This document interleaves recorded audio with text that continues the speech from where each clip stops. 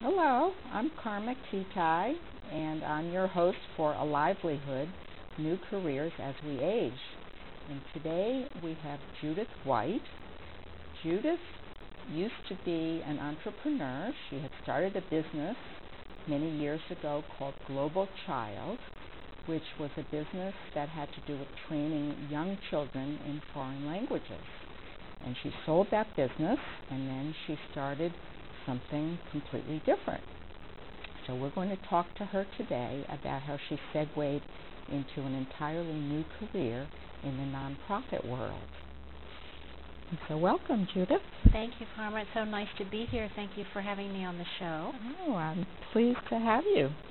So I heard you speak a little bit at Discover What's Next in Newton some weeks ago, and I was intrigued with your story, so I was delighted that you accepted the invitation to come on the show.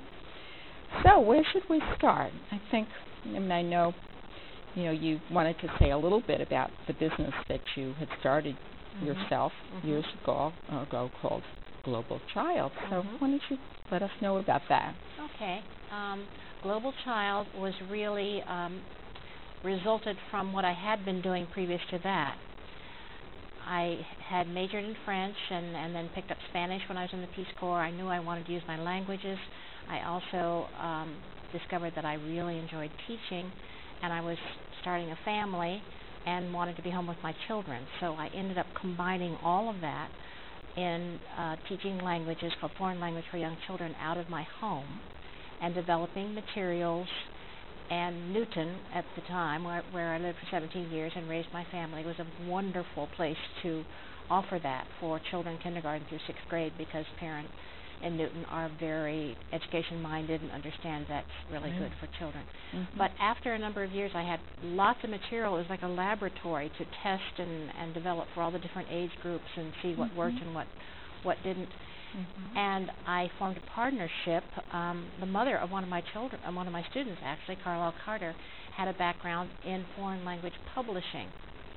And so at that time, then we together founded Global Child.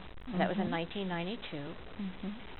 And instead of children coming to my home, which I had been doing previously, then we were able to train teachers to go to the schools where the children already were. And then develop and because Carla had the background in publishing, we did a lot of. I'll just show you a little bit. This is the organization. Global Child is still operating. It's a lovely design. Thank actually, you. Isn't it? We were very proud of that and our colors. It ends up completely by accident that we were both driving Volvos that whole time of it that were this color. Oh. So.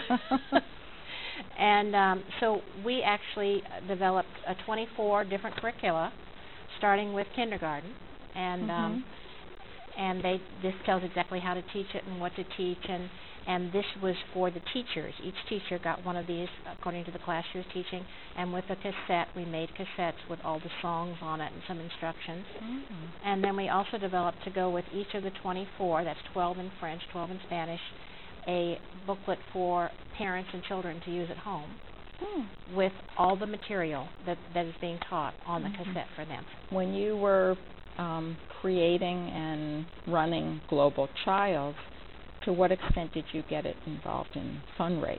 Or you didn't really have to do that because you were... because fundraising is really more associated with the nonprofit, whereas we had products to sell, we had services to sell, and that's where we made our money. Yeah. So you sold these products to eventually the school we did. systems.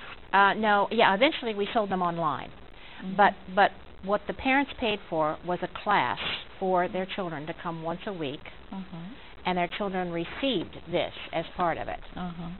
So when I talk about both service and products, so both the instruction and then the product itself. So what I'm hearing really is that you're self-taught in terms of changing your career.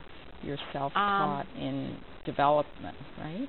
In many ways, except that I also, as I say, went to conferences and heard other people talk about it, and I went to workshops and I watched videos that other people had prepared. So not but not you entirely. sought out all this new stuff. Yes.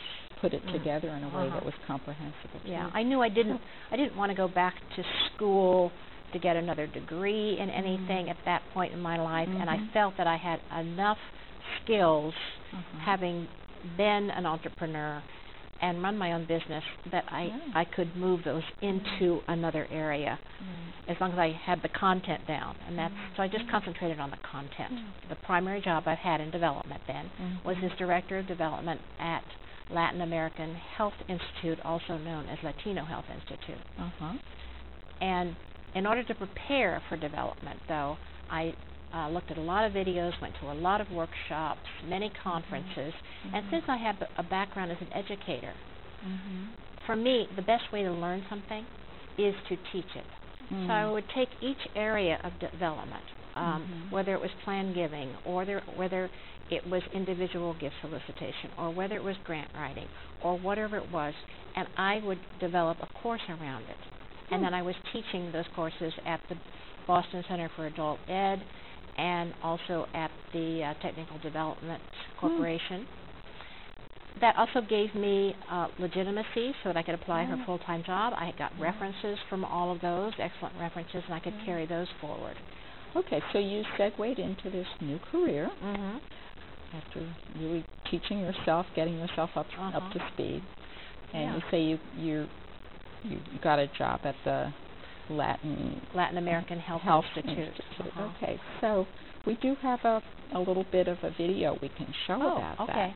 Now, decades later, with the Latino population expanding, LHI operates as a non-profit public health community-based organization. Its highly trained and dedicated staff provides health education, prevention, and care that focus on many health issues, but also considers the whole individual and the entire family.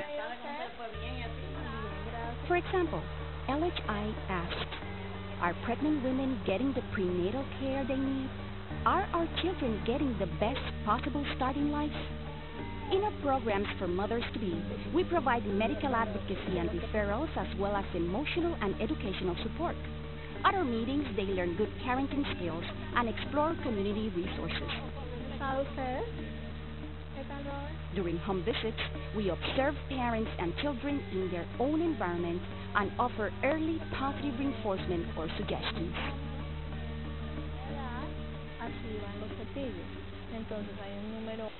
So that clip gave us a sense of some of the different programs that LHI runs.